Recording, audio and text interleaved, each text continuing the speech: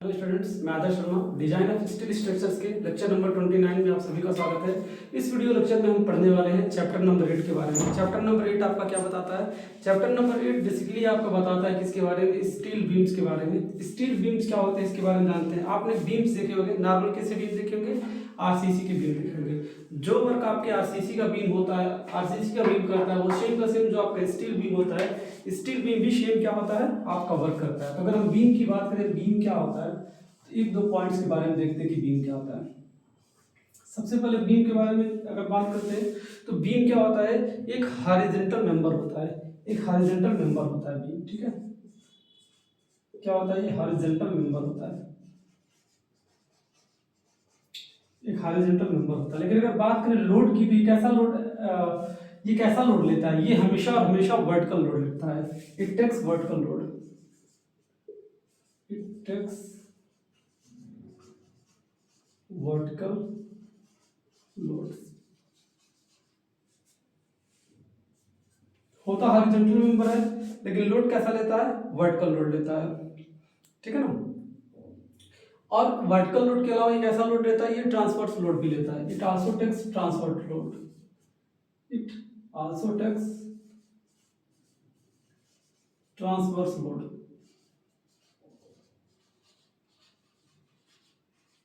Also takes transverse load. ये क्या करता है फिर? ये ट्रांसवर्स लोड को भी क्या कर सकता है? ले सकता है, ठीक है ना। अगर मोस्टली बात करते हैं जो आपके बीम्स बने होते हैं, बीम्स कैसे बने होते हैं, तो बेसिकली आप अगर हम बात करते हैं तो टिम्बर के बने होते हैं, स्टोन के बीम बने होते हैं, आरसीसी के बीम बने होते हैं, ठीक है ना। तो अगर बात करते हैं तो इट मेड बाई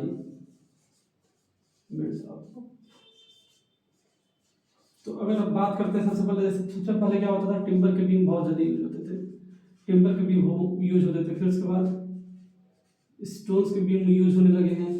उसके बाद बात करते हैं आरसीसी के बीम यूज होने लगे हैं, आरसीसी बीम्स यूज होने लगे हैं। और अभी करंटली बात करते हैं तो स्टील बीम्स भी क्या है, स्टील बीम्स भी काफी ज्यादा यूज होने लगे हैं। स्टील बीम्स भी क्या होने लगे हैं? काफी ज्यादा यूज होने लगे हैं। तो ये अलग अलग बीम है। वैसे भी हमको यहाँ पे स्टील बीम के ही बारे में पढ़ना है, बाकी हमको किसी से मतलब नहीं है, ठीक है ना। होते तो बीम कई सारे टाइप्स के हैं। जनरली जो बीम होते हैं वो आई सेक्शन में लिए जाते हैं। Generally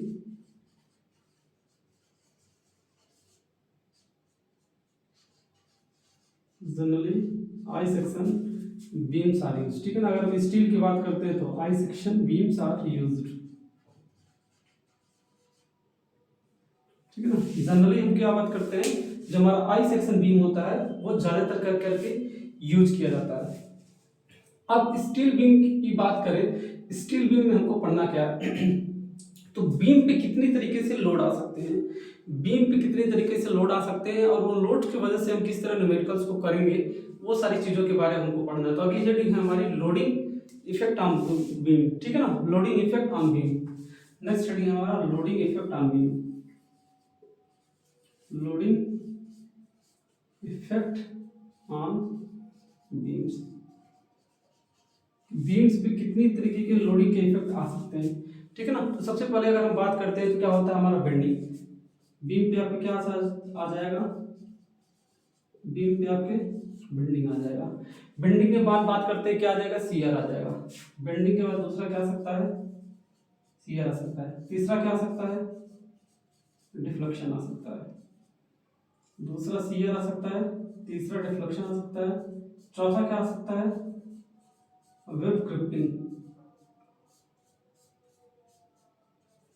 web crippling. और पांचवा क्या होता है? Web buckling, web buckling. पांचवा हमारा क्या है? Web buckling. ये 5 तरीके की एक्टिविटीज होती है, 5 तरीके की एक्टिविटीज बीम के साथ होती है। अगर वेब बकलिंग और वेब क्रिप्लिंग की बात करें तो ये क्यों होता है? Occurs due two point load, occurs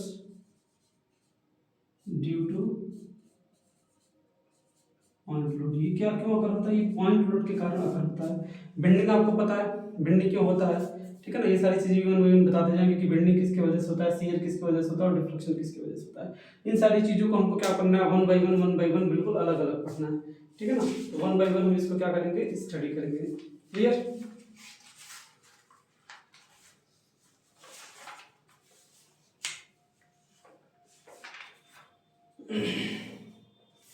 ठीक है, इसको इरेज करते हैं, फिर वन बाय वन सारे टॉपिक को देखते हैं, कि कैसे कैसे क्या होता है। ठीक है,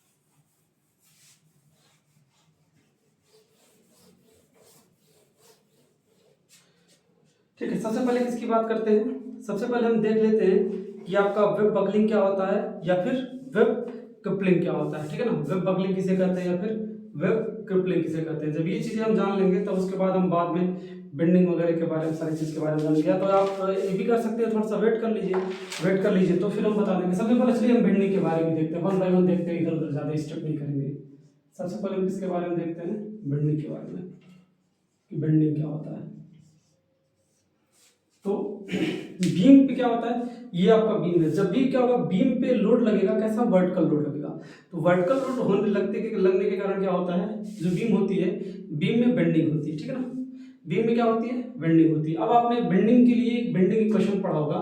ठीक है ना, बेंडिंग क्यों होती है? Occurs due to vertical load. क्यों होती है ये?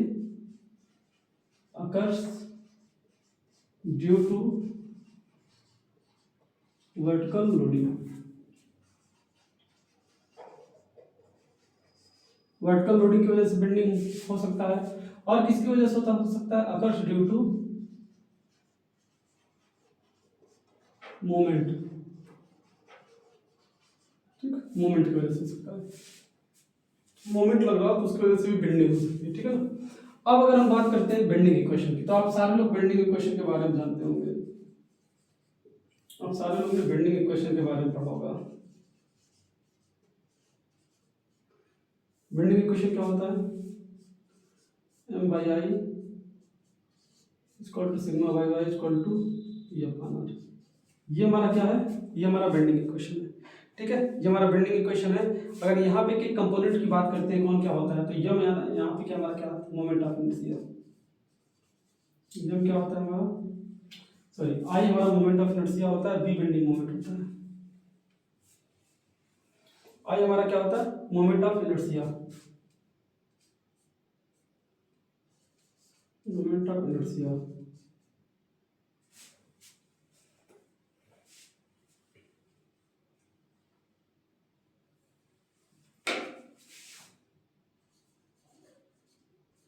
मोमेंट ऑफ इनर्शिया आई होता है। सिग्मा क्या होता है? स्ट्रेस होता है, या इसको हम बेंडिंग स्ट्रेस भी कहते हैं। स्ट्रेस होता है, या तो हम इसको बेंडिंग स्ट्रेस भी कह सकते हैं। ये आपका ये एक्स मॉडुलस होता है,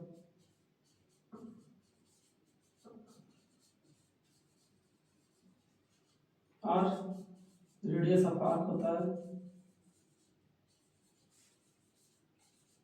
चाप की त्रिज्या।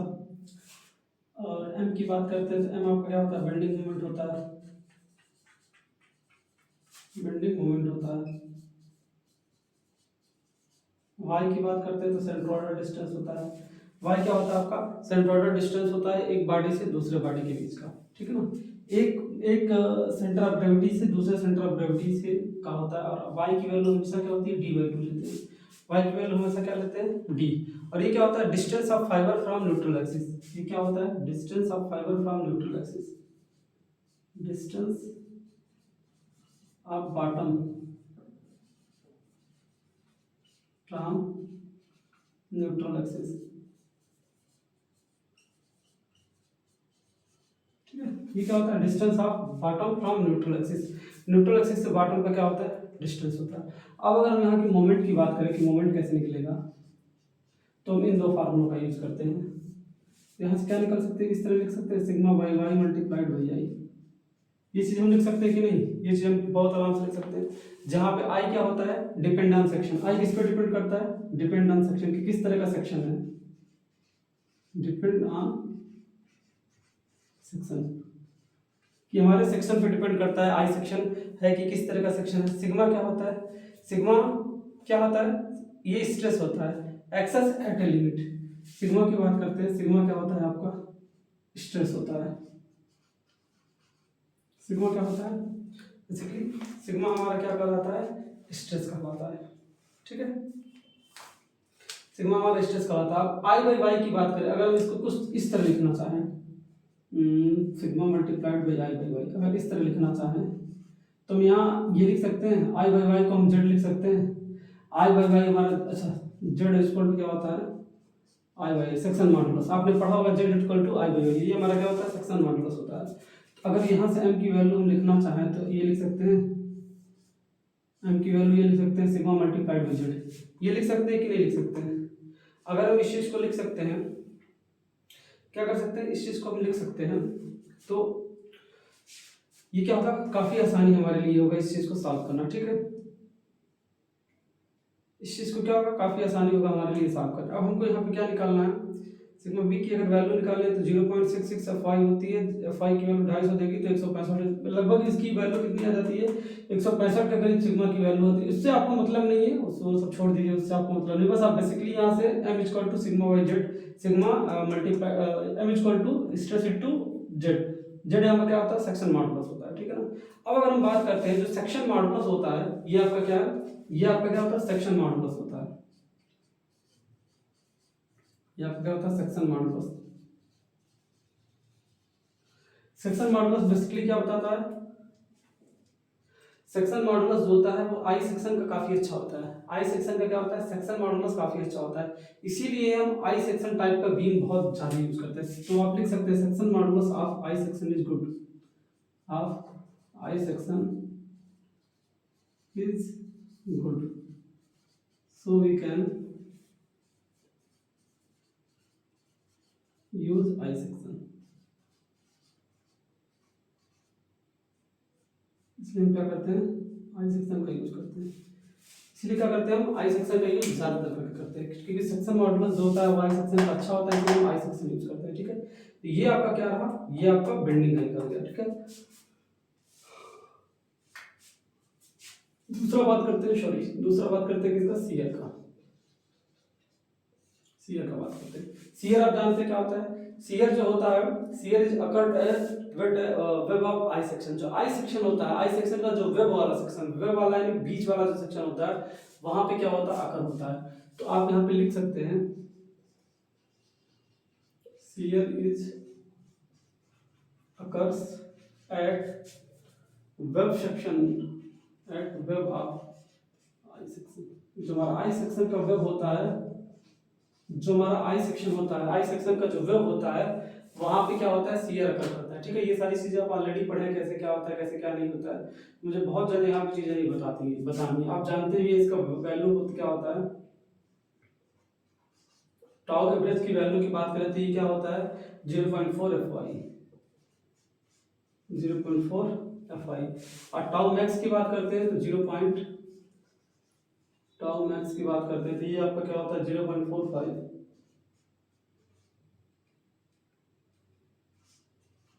ठीक, टाउ मैक्स की वैल्यू इतनी होती है। एक्चुअल अगर शियर स्ट्रेस की बात करते हैं कि एक्चुअल शियर स्ट्रेस कितना होता है,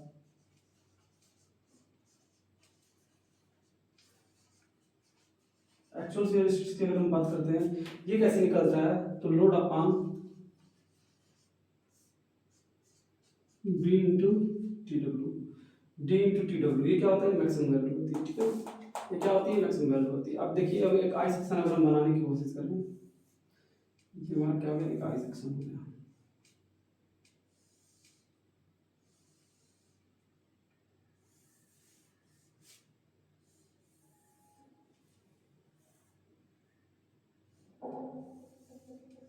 ये हमारा आई सेक्शन होता है। अब आई सेक्शन में जो टीएफ होता है, ये है थिकनेस ऑफ फ्लैंज। टीएफ हमारा क्या कहलाता है, टीएफ को हम बोलते हैं थिकनेस ऑफ फ्लैंज। और जो हमारा डी होता है, बेसिकली डी इसका क्या होता है, टोटल डेप्थ होता है। क्या है डी, टोटल डेप्थ, ठीक है ना, ये क्या है, टोटल डेप्थ है। ये अब क्या है, फ्लैंज थिकनेस, ये किसका, फ्लैंज का थिकनेस है, ये फ्लैंज का थिकनेस है। और डी यहाँ पे क्या है, टोटल डेप्थ, टी हमारा क्या है, टोटल डेप्थ होता है, ठीक है। तो यहाँ से D into T, D into T W लिखे, डी इंटू टी डब्ल्यू, और ये आपका क्या होता है, ये आपका टी डब्ल्यू होता है, ये आपका टी डब्ल्यू होता है। इसको और थोड़ा सा चौड़ा बना दें, इसको और थोड़ा सा चौड़ा बना दें, तो ये आपका क्या होता है, ये आपका टी डब्ल्यू होता है, वेब थिकनेस।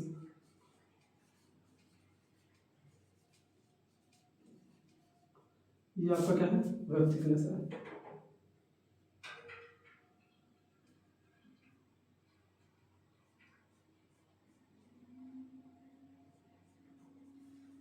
क्लियर, ये चीज आप समझ गए कि सीजर कैसे निकला और बेंडिंग कैसे निकला, ये दो चीजें आपको क्या हो गई, क्लियर निकल गई। अब हम आपको डिफ्लेक्शन के बारे में बता देते हैं, फिर उसके बाद वेब क्रिपलिंग और वेब बकलिंग के बारे में बता देते हैं, ये दोनों चीजें कैसे कैसे आती हैं। ये सब ऑलरेडी क्या है, आपके कोड में मेंशन है, ऑलरेडी आपके कोड में सारी चीजें मेंशन है, ठीक है।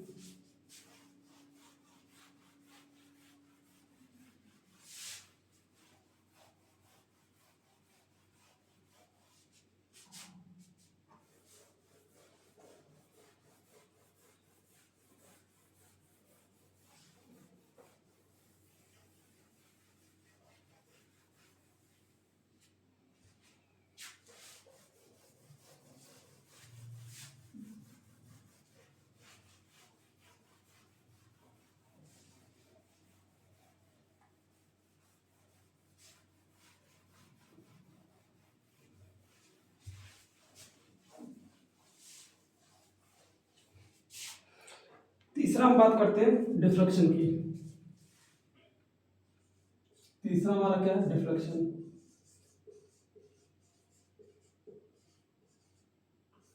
तीसरा हम किसकी बात करते हैं, deflection.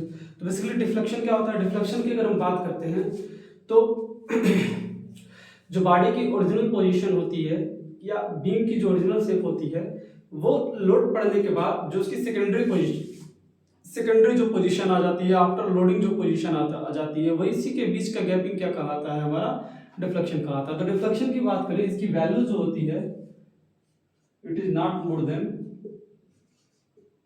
It is not more than L बटा L divided by 325, L divided by 325, इससे ज़्यादा डिफ्लेक्शन की वैल्यू नहीं होनी चाहिए। फिर भी अगर आपको डिफ्लेक्शन निकालना है इस केस में, तो इसकी वैल्यू होती है, इसकी वैल्यू की बात करें तो 5/384, 5/384। ये आपने सो में डिफ्लेक्शन का फार्मूला पढ़ा होगा यूडीएल के लिए, ठीक है ना, ऑलरेडी आपने यूडीएल के लिए ये सारा फार्मूला पढ़ा होगा, इसमें मुझे कुछ बहुत ज़्यादा बताने की आवश्यकता नहीं है। होता है WL के पावर 4/EI। अब ये कहाँ कहाँ अप्लाई होगा, तो ये होता है सिंपली सपोर्टेड बीम के लिए, क्या होता है, for UDL on simply supported beam. Simply supported beam पे अगर यूडीएल लगा रहता है तो ये वाला केस हम क्या करते हैं, ये वाला केस हम अडॉप्ट करते हैं। अब हम अगला बात करते हैं किसका, वेब क्रिपलिंग का। चौथा किसका बात करते हैं, वेब क्रिपलिंग।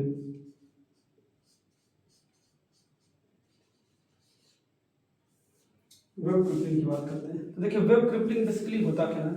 वेब क्रिपलिंग की बात करें तो वेब क्रिपलिंग होता क्या है, ये क्या प्रोसेस है, ठीक है ना। तो देखिए कैसे होता है, ये समझ लीजिए कोई आपकी एक बीम है,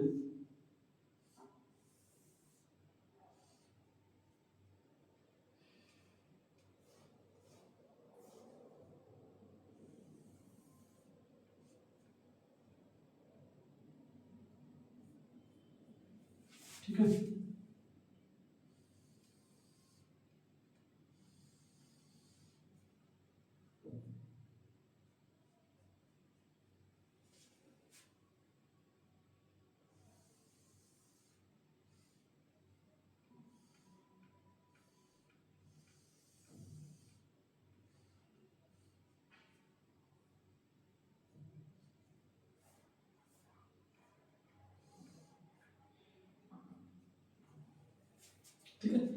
ये आपका क्या होगा, ये आपकी बीम होगी।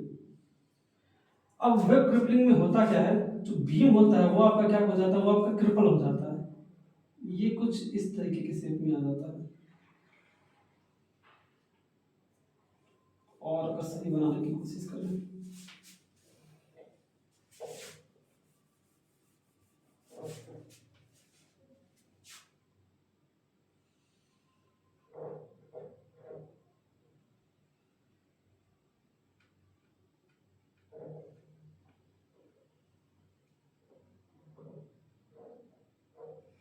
ये आपका क्या कहलाता है, वेब क्रिपलिंग कहलाता है। यही प्रोसेस हमारा क्या होता है, वेब क्रिपलिंग कहलाता है। क्रिपलिंग माने क्या होता है, कुचल जाना। अब देख रहे हैं ये कुचल के क्या हो गया, टेढ़ा हो गया या ऐसे टूट गया है, ये आपका क्या कहलाता है, ये आपका वेब क्रिपलिंग कहलाता है। ठीक है ना।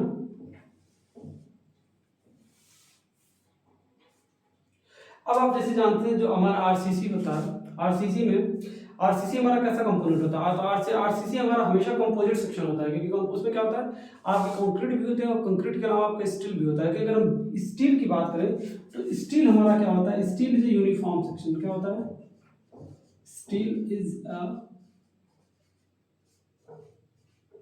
Uniform section. स्टील हमारा कैसा होता है, स्टील हमारा हमेशा यूनिफॉर्म सेक्शन होता है अलोंग इट्स लेंथ, इसकी लंबाई के अलोंग इट्स लेंथ। ठीक है, तो उसकी लंबाई भी क्या होता है, बिल्कुल समान होता है अलोंग इट्स लेंथ। ठीक है ना। और अगर एक चीज और बात करें तो ये क्या होता है, ये it apply for homogeneous and isotropic section.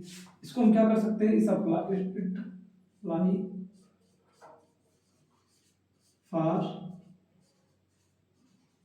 Homogeneous, it apply for homogeneous and isotropic section.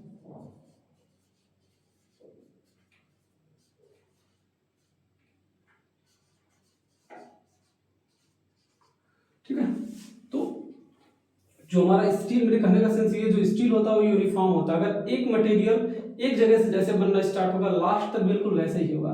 इसलिए हम इसको होमोजेनियस और आइसोट्रॉपिक सेक्शन के लिए क्या कर सकते हैं, अप्लाई कर सकते हैं। ठीक है। अब अगर बात करते हैं वेब क्रिपलिंग की, वेब क्रिपलिंग होता कैसे है, ठीक है, इसको कैसे क्या करते हैं, तो इसके लिए आपको क्या करना पड़ेगा, एक डायग्राम बनाना पड़ेगा। एक छोटा सा हम क्या करते हैं, एक यहाँ पे डायग्राम बनाते हैं और डायग्राम बना के फिर हम आपको समझा देते हैं। ठीक है ना।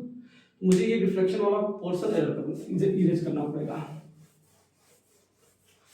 शायद ये भी यूज करना पड़ेगा।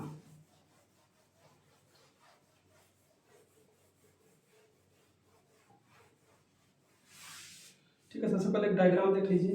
ये मैं क्या बना दे रहा हूँ यहाँ पे,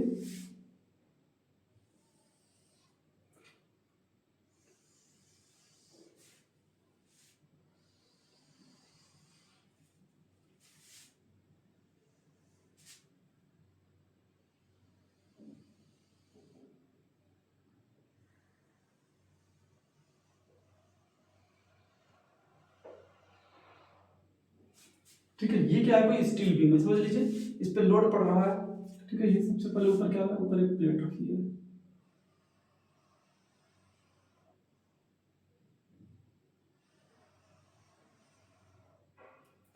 इस पे क्या है, इस पे हमारा लोड आ रहा है। ठीक है, इस पे वाला लोड आ रहा है। मान लेते हैं लोड कहाँ से पड़ रहा है, ऊपर से नीचे की तरफ हमारा क्या पड़ रहा है, लोड पड़ रहा है। और इसकी थिकनेस कितनी मान लेते हैं हम, इसकी थिकनेस को हम बी मान लेते हैं। इसकी थिकनेस कितनी है, बी इसकी क्या है, थिकनेस है। ठीक है, 20 की थिकनेस है। ये हमारी कुछ बीम है, ये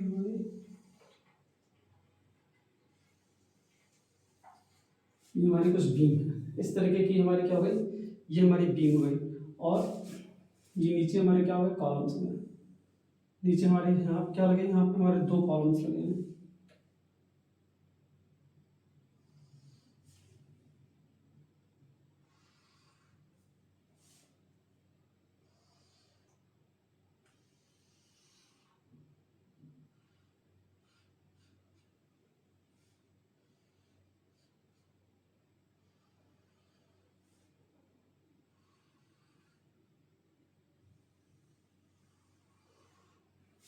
ठीक है, इस तरह का कुछ हमारा हो गया। ठीक है, अब जितनी विड्थ उसकी है मान लेते हैं उतनी विड्थ इसकी भी है।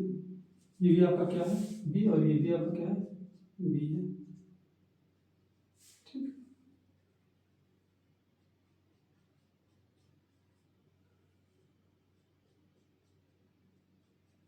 वो भी आपका बी है, ये भी आपका क्या है, ये भी आपका बी है। ठीक, अब हम यहाँ पे क्या कर लेते हैं, ये हमारा क्या है, ये हमारा फ्लैंज का सेक्शन है। ये हमारा कौन सा सेक्शन है, ये हमारा फ्लैंज का सेक्शन है, इसको हम ए मान लेते हैं। ये फ्लैंज का सेक्शन, इसको हम क्या मान लेते हैं, इसको हम स्मॉल ए मान लेते हैं। ठीक है ना, जैसे नहीं तो गलती हो जाएगा, फ्लैंज ऊपर वाला सेक्शन मानना पड़ेगा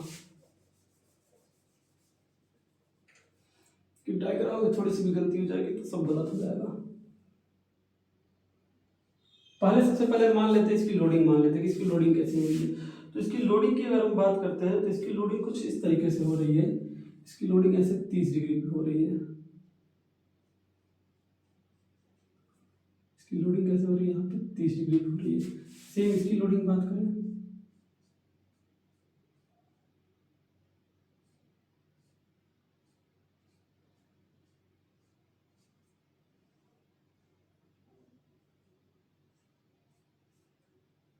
ठीक है, ये आपकी क्या हो गई, ये आपका हो गया।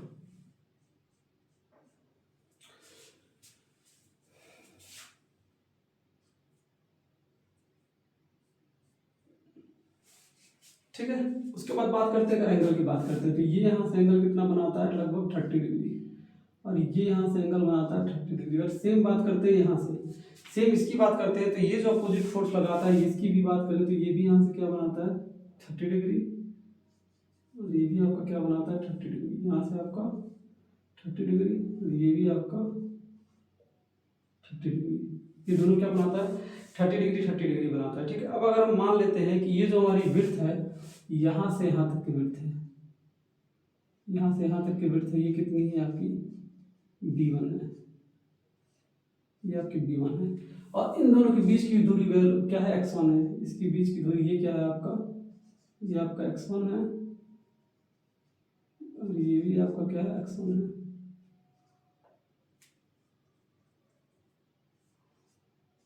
ये आपका x1 है, और उधर भी क्या है आपका x2 है। ठीक है, तो एरिया ऑफ क्रिपलिंग अगर हम निकालना चाहे तो क्या निकाल सकते हैं, हमको क्या निकालना है, एरिया ऑफ क्रिपलिंग। भाई क्रिपलिंग होगा तो ऐसे ही तो होगा, तो एरिया ऑफ क्रिपलिंग कैसे निकालेंगे। सबसे पहले अगर विड्थ की एरिया ऑफ क्रिपलिंग निकालने के लिए हमको क्या करना पड़ेगा, एरिया ऑफ क्रिपलिंग निकालने के लिए अगर b1 की वैल्यू मिल जाती है और थिकनेस ऑफ फ्लैंज, जो हमारा फ्लैंज है, फ्लैंज की वैल्यू मिल जाती है, ये हमारा क्या हो गया फ्लैंज हो गया, इसको हम ए मान लेते हैं, ये हमारा क्या है फ्लैंज, फ्लैंज इसकी थिकनेस कितनी है टी है, फ्लैंज की थिकनेस कितनी है टी है।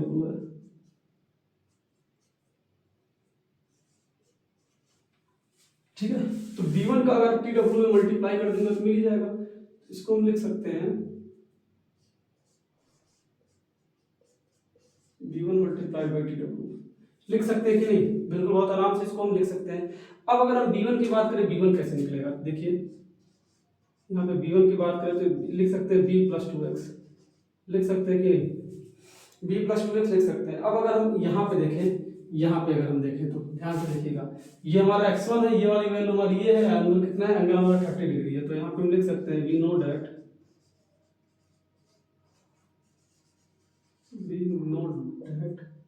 यहाँ पे अगर हम क्या करें, tan 30 का फार्मूला लगा दें, tan 30 का फार्मूला लगा देंगे, tan 30, tan बराबर क्या होता है लंब बटे आधार, तो यहाँ पे लंब कितना है a है, और आधार कितना हो जाएगा x, a हो जाएगा, और आधार कितना हो जाएगा आपका x हो जाएगा। ठीक है, तो हम यहाँ से लिख सकते हैं a बाई x लिख सकते हैं कि नहीं, लिख सकते हैं। अगर x की वैल्यू यहाँ पे निकाले तो लिख सकते हैं a cot 30 डिग्री, a का 30 डिग्री ले सकते हैं। अगर x की वैल्यू की बात करें तो कितनी आ गई a अंडर रूट में 3, ठीक है, a अंडर रूट में 3 आ गई। और तो अगर यहाँ पे सो हम किसकी वैल्यू लिखना चाहें, अब यहाँ पे हम b1 की वैल्यू लिखना चाहें, b1 की वैल्यू लिखना चाहें तो क्या जाएगा b plus 2a under root में 3, ये हमारी वैल्यू हो जाएगी b plus 2a under root में 3। अब अगर हम क्या करें, एरिया ऑफ क्रिपलिंग निकालें तो b1 की जगह क्या लिख सकते हैं b plus 2a under root में 3 मल्टीप्लाइड बाई टी डब्ल्यू। यहाँ से क्या निकल गया हमारा, एरिया ऑफ क्रिपलिंग निकल गया। ये किसके लिए निकला, एट स्पैन, एट स्पैन के लिए निकला। अब अगर हम सपोर्ट पे निकालें, एट सपोर्ट, सपोर्ट मतलब इस पे निकालें तो क्या हो जाएगा, B plus A under root 3 T W हो जाएगा कि नहीं हो जाएगा, क्योंकि वहां पे क्या है, यहाँ पे 2 ए आ रहा है, यहाँ पे दोनों का लोड हम कैलकुलेट करके लिखे हैं, तो यहाँ पे जब आएगा तो सिंगल सिंगल डिस्ट्रीब्यूट हो जाएगा, B plus 2 A under root 3 हो जाएगा। ठीक है, अब अगर हम बात करते हैं इसमें स्ट्रेस की, बात करते हैं कि इसका स्ट्रेस कैसे निकलता है, तो इसके स्ट्रेस की अगर हम बात करते हैं कि इसमें स्ट्रेस कैसे निकलेगा, तो ये स्टेप आपने देख लिया, आपने ये स्टेप देख लिया। अब आ जाता है इसका एक्चुअल स्ट्रेस, कि एक्चुअल कितना स्ट्रेस आया। तो स्ट्रेस का आप फार्मूला जानते हैं, लोड अपॉन एरिया होता है, लोड अपॉन एरिया होता है। ठीक है, तो लोड की वैल्यू आप लोड लिख दीजिए, एरिया की वैल्यू आपको ऑलरेडी पता है, B plus A under root में 3 मल्टीप्लाइड बाई टी डब्ल्यू। यहाँ से हमारा क्या आ जाएगा, सर यहाँ पे 2 हो जाएगा, यहाँ पे क्या हो जाएगा, 2 हो जाएगा, 2 अंडर रूट में 3। ठीक है, ये हमारा क्या हो जाएगा, ये हमारा यहाँ पे एक्चुअल स्ट्रेस की वैल्यू जाएगी। अगर हम बात करते हैं एक्चुअल स्ट्रेस की वैल्यू, ये हमेशा हमेशा कितनी होनी चाहिए, बेंडिंग स्ट्रेस से कम ही आनी चाहिए। ठीक है ना, तो यहाँ पे हम लिख सकते हैं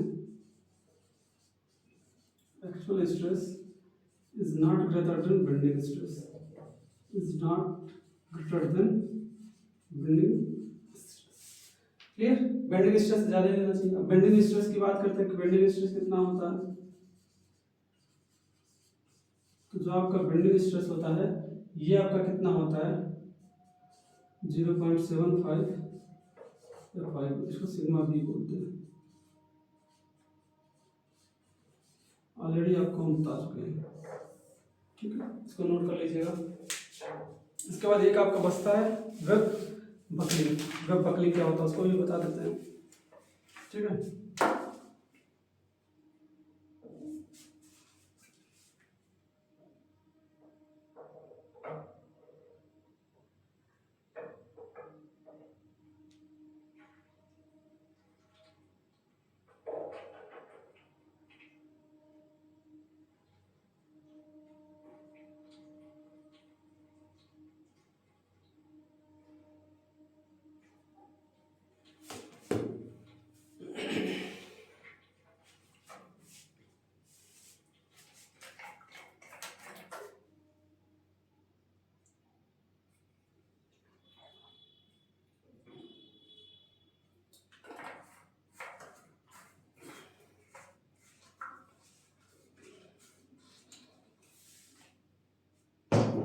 इरेज करते हैं, इसको इरेज करते हैं और वेब बकलिंग के बारे में देखते हैं। हालांकि ये सब आपको एग्जाम में पूछेगा नहीं, बस न्यूमेरिकल ही पूछेगा, क्योंकि हम ऑलरेडी इसको कर लिए थे तो आपको बता दिए।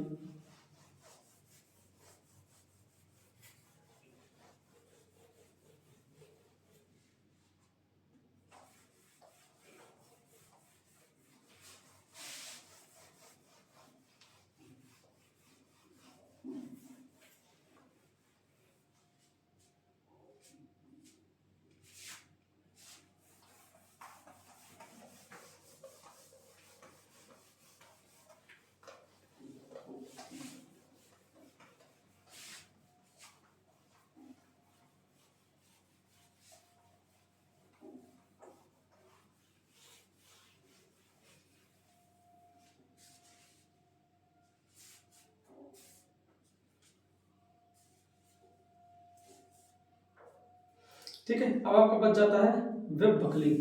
पांचवा वाला हमारा क्या है, वेब बकलिंग। पांचवा और लास्ट हमारा क्या है, वेब बकलिंग।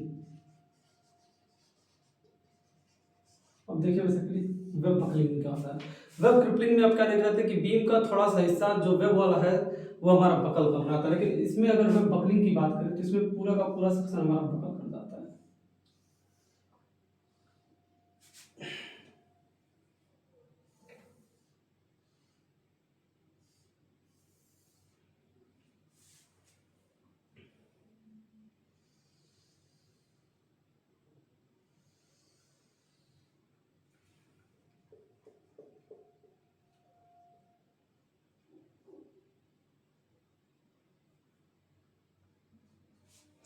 ये हमारा क्या कहलाता है, ये हमारा वेब बकलिंग कहलाता है। आप देख रहे हैं क्या हुआ है, पूरा का पूरा जो वेब सेक्शन है वो बकल कर दिया है, इसीलिए इसको हम बोलते हैं वेब बकलिंग।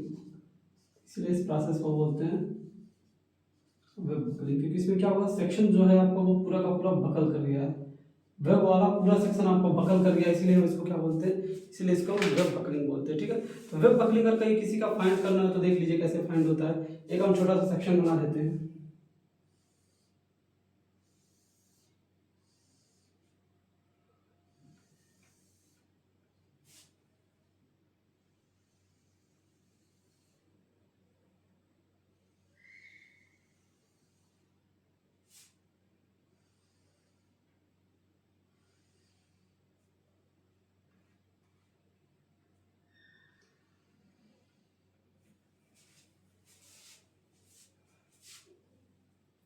नन से लोड क्या लग रहा है, नन से लोड आपको मान लीजिए नन से आपका पी लोड लग रहा है। ठीक है, इसकी अगर हम सेक्शन की डेप्थ मान लेते हैं कितनी है, डी है, ये पूरा का पूरा हमारा कितना है, कैपिटल डी है, पूरा का पूरा हमारा क्या है, कैपिटल डी है। ठीक है, ये छोटा वाला पोर्शन हम मान लेते हैं क्या है, छोटा वाला पोर्शन हमारा ए है, ये भी छोटा वाला पोर्शन हमारा क्या है, ए है। ठीक है, और ये बीच की दूरी अगर मान लेते हैं क्या है, डी1 है, बीच की दूरी हमारी डी1 है, तो हम कैपिटल डी बराबर क्या लिख सकते हैं, d1 + 2 है, लिख सकते हैं कि नहीं, बहुत आराम से क्या लिख सकते हैं, ये वाली वैल्यू लिख सकते हैं, या तो अगर हम यहाँ से d1 की वैल्यू लिखना चाहें तो लिख सकते हैं d - 2 है, ये भी वैल्यू हम लिख सकते हैं d - 2 है। ठीक है, अब देखिए वेब बकलिंग में कैसे निकालते हैं, इसका फार्मूला होता है लैम्डा = d1/TW d1/TW/3। ठीक है ना, ये हमारा फार्मूला होता है। अब इसी के अनुसार हम क्या करते हैं, इसी लैम्डा की वैल्यू के अकॉर्डिंग हम क्या कर लेते हैं, sigma AC according to lambda, इस लैम्डा के अकॉर्डिंग हम क्या कर लेते हैं, सिग्मा एसी फाइंड कर लेते हैं। जैसे सिग्मा एसी हमको मिल जाती है, यहाँ से क्या फाइंड कर लेते हैं, फिर स्ट्रेंथ फाइंड कर लेते हैं, यहाँ से क्या फाइंड कर लेते हैं, स्ट्रेंथ कैसे निकलेगा, एरिया इनटू स्ट्रेस, यहाँ से हम क्या फाइंड कर लेते हैं, ये फाइंड कर लेते हैं। ठीक है ना, अब अगर स्ट्रेंथ की बात करते हैं तो पी एरिया हमारा क्या हो जाता है, एजी हो जाता है, और ये हमारा क्या हो जाएगा, एरिया कैसे निकलेगा, b1 × t, एरिया आपका क्या हो जाएगा, b1 × t। ठीक है, हाँ A G into sigma, A D into sigma A. ठीक है, अब एजी की बात करते हैं क्या हो जाएगा, b1 × TW into sigma AC, ये हमारा क्या रहा, पी का फाइनल फॉर्मूला, ये पी का हमारा क्या रहा, फाइनल फॉर्मूला। यहाँ पे हमेशा जो पीवी की वैल्यू होगी वो क्या होगी, पी से ज़्यादा होगी। ठीक है ना, जो पीवी की वैल्यू हम निकालेंगे हमेशा क्या होगा, पी से ज़्यादा होगा, पीवी की वैल्यू होगी तो क्या होगी, ऑलवेज ग्रेटर देन पी। ठीक है,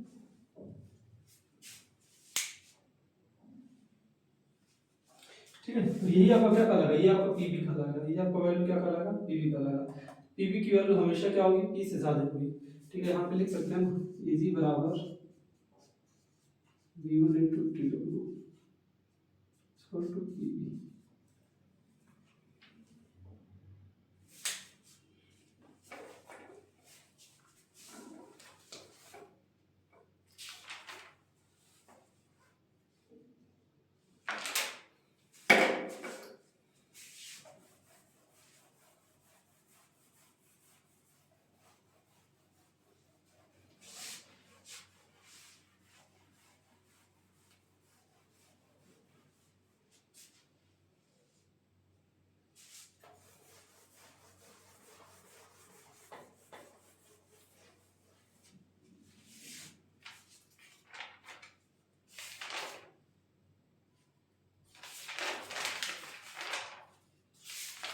चलिए एक न्यूमेरिकल देखते हैं, एक न्यूमेरिकल आप लोग ध्यान से सुनिएगा। न्यूमेरिकल में क्या बोला है, 6 मीटर प्रभाव विस्तृति की एक शुद्ध लंबित धरण के लिए एक ISLB 500 0.863 किलो न्यूटन का प्रयोग किया जा रहा है, किलो न्यूटन पर मीटर का प्रयोग किया जा गया है।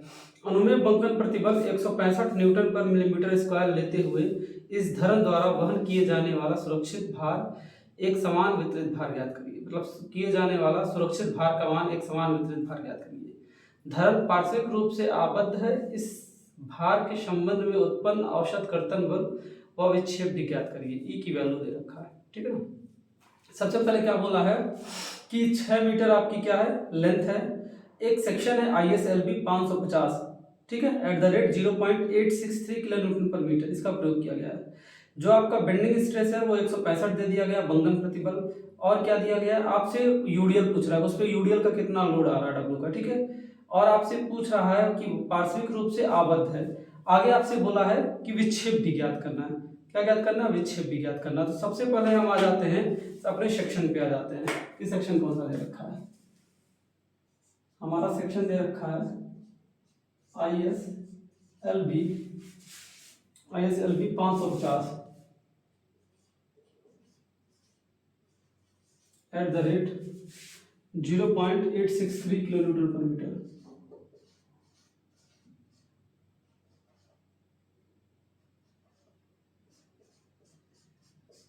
ये हमारा क्या है, ये हमारा दे रखा है, ये हमारा क्या है, ये हमारा वैल्यू दे रखा है। अब हमको क्या करना है, सबसे पहले इसकी जियोमेट्रिकल प्रॉपर्टी फाइंड करनी है। तो जियोमेट्रिकल प्रॉपर्टी फाइंड कैसे करेंगे? सबसे पहले डी की वैल्यू फाइंड कर लेते हैं। डी की वैल्यू यानी डेप्थ बगल वाली वैल्यू होती है 550 मिलीमीटर हो जाएगी। डेप्थ कितनी होगी? 550 मिलीमीटर हो जाएगी। इसमें जो जो चीजें फाइंड करनी है सब कोड में दिया गया, आप देख लीजिएगा। सबसे पहले इसमें हम जेड की वैल्यू फाइंड करेंगे, सेक्शन मॉडुलस की वैल्यू। तो इसकी वैल्यू लगभग आई है आपकी 1933.20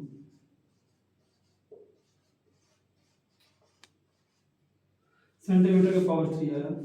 टी डब्ल्यू की वैल्यू बात करें तो 9.9 मिलीमीटर आया है, 9.9 मिलीमीटर। ये सब आपका कोड में मेंशन है, आप कोड ओपन करके देख लीजिएगा। IXX की वैल्यू बात करें तो 53191.161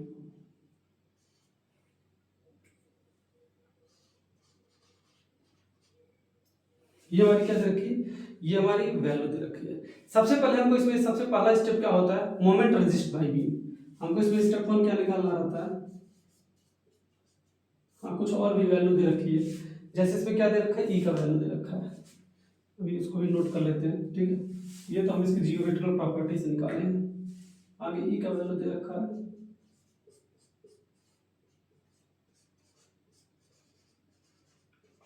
बेंडिंग स्ट्रेस सिग्मा बी की वैल्यू दे रखा है 165 न्यूटन पर millimetre square.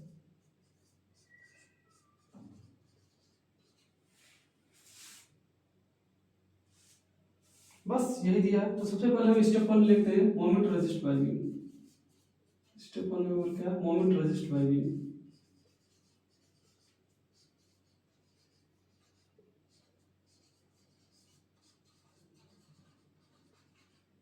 Moment resist by beam कि बीम के द्वारा कितना मोमेंट रेजिस्ट किया जा रहा है। तो इसके लिए आपने पढ़ा sigma B into Z, sigma B into Z. Sigma B की वैल्यू ऑलरेडी दे रखी है, आपका कितना दे रखा है 165।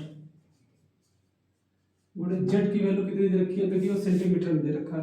तो हमको इसको क्या करना पड़ेगा, इसको मिलीमीटर में चेंज करना पड़ेगा। तो मिलीमीटर में चेंज करने के लिए क्या करेंगे, 1933.20। 1 सेंटीमीटर बराबर 10 मिलीमीटर होता है, और 3 पावर लगा देंगे। तो यहाँ से एम की वैल्यू क्या हो जाएगी, एम की वैल्यू अप्रॉक्सीमेटली आई है हमारी 318.978।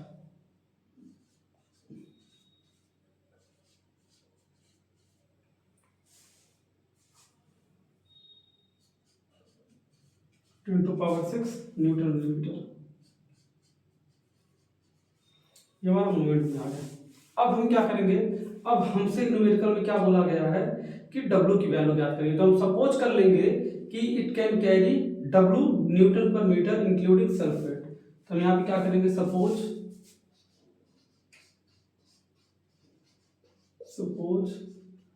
इट कैन कैरी, भाई मुझे तो आइडिया नहीं है तो मैं ऐसे ही कर लूंगा, डब्ल्यू न्यूटन पर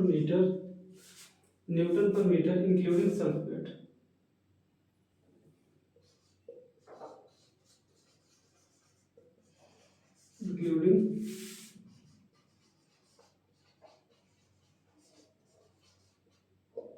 इंक्लूडिंग सेल्फ वेट, ठीक है। तो एम ई का जो फार्मूला हमारा होता है इसके लिए क्या हो जाएगा, W L square by 8। M की वैल्यू ऑलरेडी हमको दे रखी है, एम की वैल्यू कितनी दे रखी है हमारे, ऐसे लिख सकते हैं W L square by 8 is not greater than और इक्वल टू 318.978 इंटू 10⁻6। ठीक है, तो अगर आप यहाँ पे W की वैल्यू सॉल्व करेंगे, W की वैल्यू अगर आप निकालना चाहें तो आ रहा है 70.884 न्यूटन। ये मैं डायरेक्ट सॉल्व किया हूँ, ये किसका वैल्यू आया, W का वैल्यू आया। L की वैल्यू आपकी कितनी हो जाएगी, L की वैल्यू भाई आपकी 6 दी है, L की वैल्यू कितनी दी गई है, 6 मीटर। ठीक है, L की वैल्यू 6 दी गई है, बाकी आपको सब पता ही है, कोई दिक्कत की बात है नहीं। L की वैल्यू आप ज्ञात कर लीजिएगा। ठीक है, L की वैल्यू आप क्या करिएगा, ज्ञात कर लीजिएगा। Sorry students. ठीक है, ये यहाँ से क्या आ गया, आपका W निकल गया कि W की वैल्यू जो होगी वो 70.884 के करीब आ रही है। अब हमको क्या करना है, सुपर इम्पोज लोड निकालना है। क्या करेंगे, super impose load.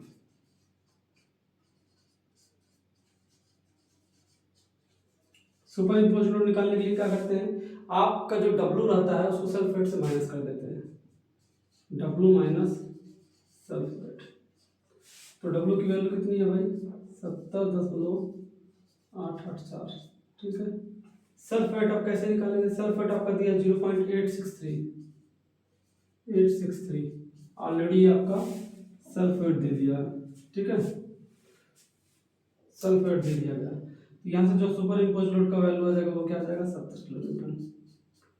70 kilo Newton. ठीक है ना, ये वैल्यू आई थिंक आपकी किलो न्यूटन में ही आई होगी। ये वैल्यू किस में आई है, ये वैल्यू किलो न्यूटन में आई है, ये वैल्यू किलो न्यूटन में है, तब ये क्या आएगी, किलो न्यूटन में आएगी। अब जब आपकी ये वैल्यू ज्ञात हो जाएगी तो हम क्या करेंगे, हम आपका शियर स्ट्रेस ज्ञात कर लेंगे। क्या ज्ञात कर लेंगे, शियर स्ट्रेस। शियर स्ट्रेस कैसे फाइंड करेंगे, shear stress tau equal to load upon D into T W, ये हमारा होता है। ठीक है, लोड की वैल्यू कितना मान लेंगे, WL/2 मान लेते हैं। WL/2 क्यों मान लेंगे, क्योंकि हमने यूनियन माना है, upon D upon T W. ठीक है ना, तो लोड की वैल्यू कितनी आ जाएगी, इसकी वैल्यू आ जा रही है 2121652। ये आपकी आ जाएगी, डी की वैल्यू आपकी 550 है, टी डब्ल्यू की वैल्यू क्या है 9.9 मिलीमीटर है ना, 9.9 मिलीमीटर है। यहाँ से टोटल आ जा रहा है 39.05 न्यूटन मीटर। डब्ल्यू को मैंने सॉल्व कर लिया, डब्ल्यू की वैल्यू आपको पता है, एल की वैल्यू आपको पता है। ठीक है, हमने सब रख के, आप क्या करिए, डब्ल्यू की वैल्यू और एल की वैल्यू रख के सॉल्व करके ये वाली वैल्यू निकालिए। अब आपका एक लास्ट में आ जाता है क्या, डिफ्लेक्शन। ये वैल्यू देखिए बिल्कुल आसानी से, इसको बिल्कुल डायरेक्ट सॉल्व करना बहुत ज़्यादा डीपली आप लोग को नहीं बता रहे, क्योंकि ये सब आते भी नहीं है बहुत ज़्यादा।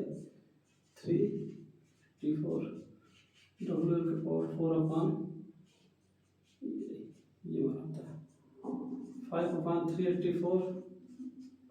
W की वैल्यू 70.884 10⁻3, L माइनस 6⁴। E की वैल्यू 2 × 10⁵। I का वैल्यू कितना दिया गया है, 531616 × 10⁴।